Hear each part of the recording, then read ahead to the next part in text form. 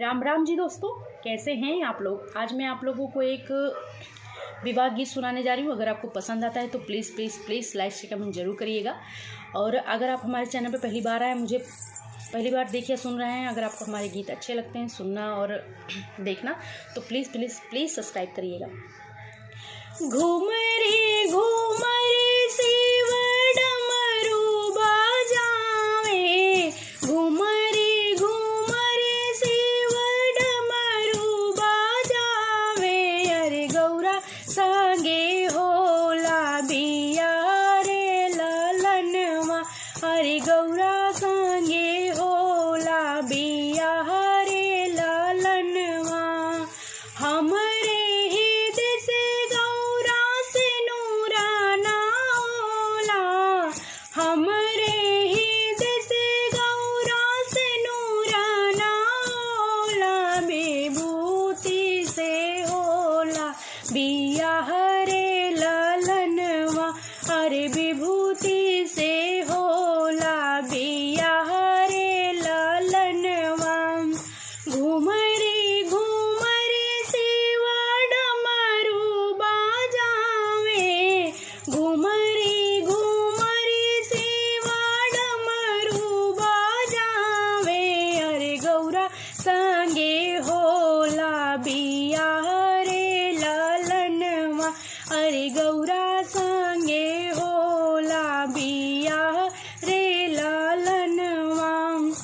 हमरे हित से गौरा जमाना होला, हमरे हित से गौरा जमाना होला। मृगछाला पहिन होला बिया रे ललनवा, मृगछाला पहिन होला बिया रे ललनवा।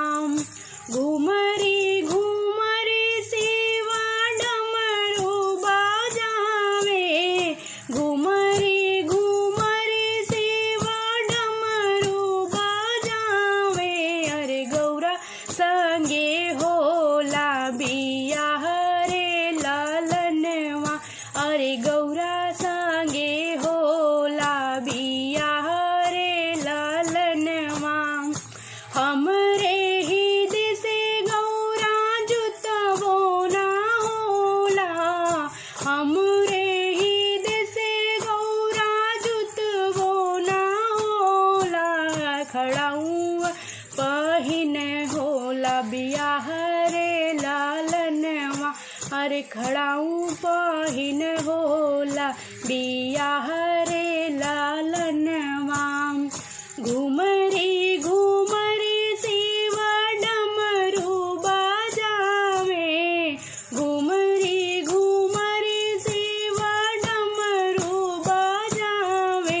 अरे गौरा संगे होला बिया रे ललनवा, अरे गौरा संगे होला बिया रे ललनवा। प्रणाम दोस्तों।